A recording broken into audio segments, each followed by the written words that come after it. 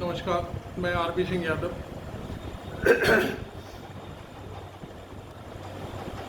मैं कल से टीवी चैनल देख रहा हूँ, बहुत सारे चैनल घूमते घामते आते जाते, लेकिन मुझे सिर्फ और सिर्फ एक खबर मिली कि ट्रेन में गोलीबारी, 4 लोगों की मौत और कांस्टेबल गिरफ्तार। बस इतनी हेडलाइन चलते हुए, बाकी किसने गोली मारी, किसको मारी, ये सारी चीज़ें गायब। ये सारी चीज़ें गायब होने का अर्थ ये था कि एक सिपाही आतंकी बन गया और उस सिपाही ने पूरा ट्रेन को आतंकवाद का अड्डा बना दिया। घटना कुछ इस तरह से छुपाई गई कि लोगों को पता ही ना चले कि वो सिपाही क्या कर रहा था, कैसे कर रहा था। खैर, मैं उस घटना का ब्यौरा आपको अपने स्तर से देता हूँ जितना मेरे को मालूम है। हाथरस का रहने वाला सिपाही आरपीएफ में है और उसके साथ एक एएसआई थी राजस्थान के मीणा साहब। वो दोनों ट्रेन की सुरक्षा के मद्देनज़र जयपुर से मुंबई के लिए ट्रेन में सवार हुए और उसमें आराम से जा रहे थे। महाराष्ट्र तक पहुंचते पहुंचते ट्रेन में सिपाही और एएसआई मीणा साहब के बीच कुछ बातचीत शुरू हुई, तर्क शुरू हुए और सिपाही ने अपने ही एएसआई मीणा साहब को सबसे पहले गोली मार दी। सवाल अब ये उठता है कि बात क्या थी, तर्क क्या था। तर्क ये था कि मुसलमान पाकिस्तान से प्रमोट हो रहे हैं, पाकिस्तान से पैसा आता है, जाने क्या क्या तमाम दुनिया की वही हिंदू मुस्लिम का उसके दिमाग में ऐसा भरा हुआ था। उसकी उम्र भी कोई ज़्यादा नहीं है अभी, हालांकि वो 2 बच्चों का बाप है, और लेकिन उसके दिमाग में ये भरा हुआ है कि हिंदू मुस्लिम खेलना है किसी भी तरह से। मोदी मोदी कहना है, देश में रहना है, ये उसका अपना सोच और निराला नारा था। एक सिपाही जब तक उसे आदमी को नौकरी नहीं मिलती तब तक वो छटपटाता रहता है कि मुझे नौकरी मिल जाए, सरकारी नौकरी मिल जाए। और नौकरी पर जाने से पहले वो एक शपथ लेता है कि मैं देश की सुरक्षा व्यवस्था और इसकी जो आंतरिक सूचनाएं हैं उनको कभी बाहर नहीं करूँगा। संविधान की शपथ लेकर के वो नौकरी पर जाता है। ऐसा सिपाही एकदम कट्टर हिंदू मानसिकता से ग्रसित होकर अपने ही अधिकारी में गोली मार देता है।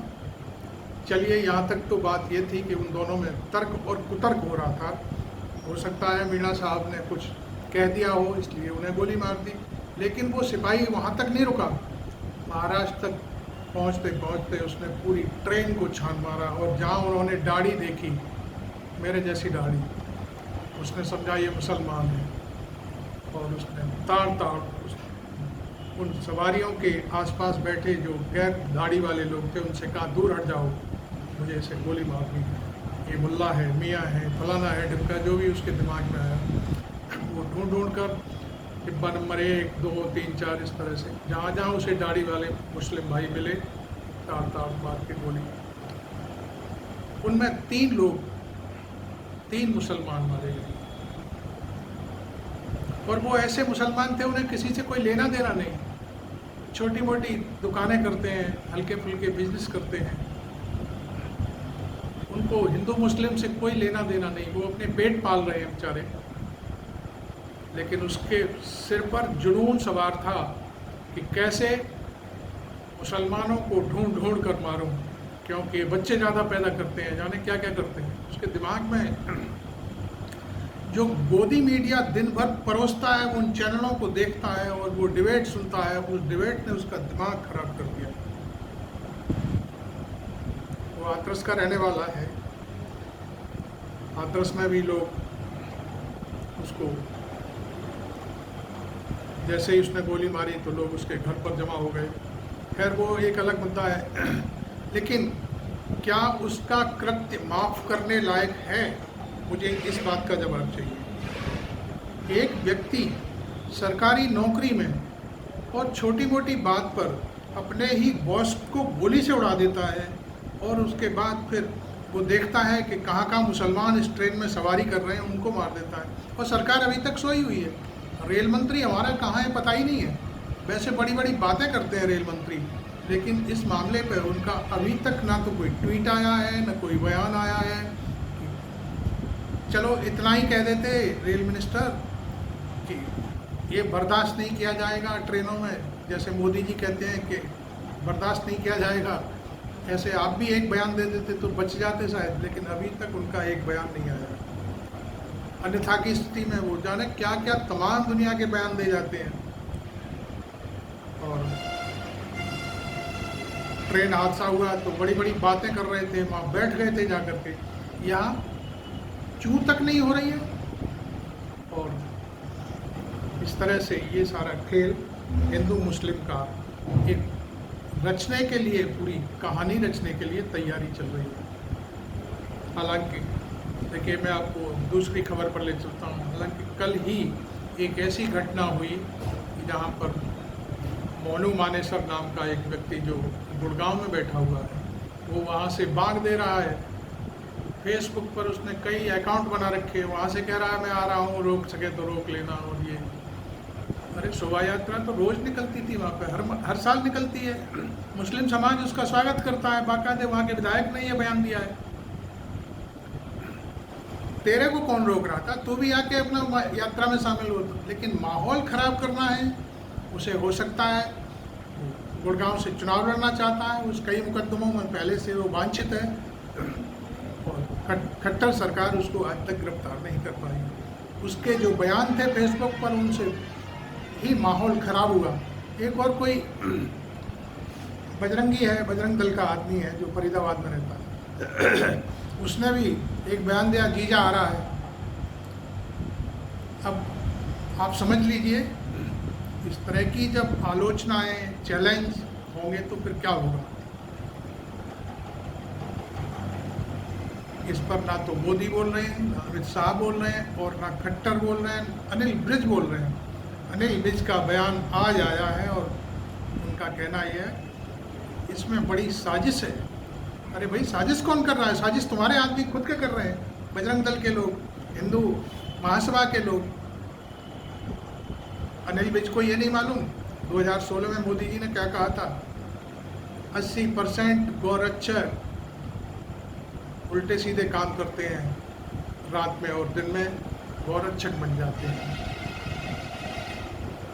उसका इन्हीं लोगों ने बयान दर्ज करा कर कहा था कि मोदी को ऐसा नहीं कहना चाहिए, और मोदी कौन होते हैं हमको इस तरह की हिदायत देने वाले, हमारे ऊपर बयान देने वाले।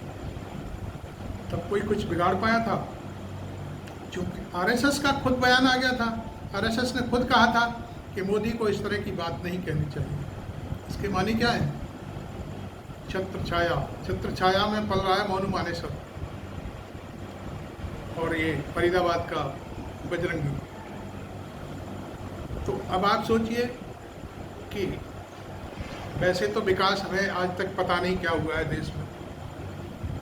एक विकास तो हमने देखा, नोटबंदी हुई, दूसरा विकास जीएसटी का हुआ, इससे जितना भी माल पानी है वो सब केंद्र सरकार के पास जा रहा है।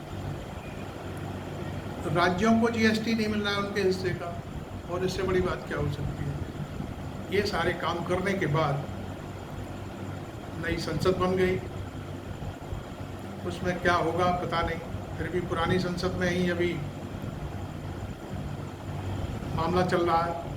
खैर वो जो भी है वो उनका अपना सोचना है क्या क्या करना है, लेकिन सिर्फ और सिर्फ सारे विकास के रास्ते रोक करके हिंदू मुस्लिम का विकास चल रहा है किसी भी तरह से। क्योंकि 2024 का चुनाव आ रहा है ना, तो उस चुनाव में उनको फतेह ले पानी है, किसी भी सूरत में उनको चुनाव जीतना है। इसके लिए हिंदू मुस्लिम करना पड़े, जनता को वर्ग लाना पड़े, खूब दंगे फसाद कराने पड़े, और कुछ नहीं।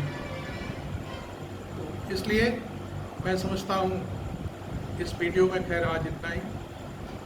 आप मेरे वीडियो को अच्छा लगे तो सब्सक्राइब करें। Thank you very much.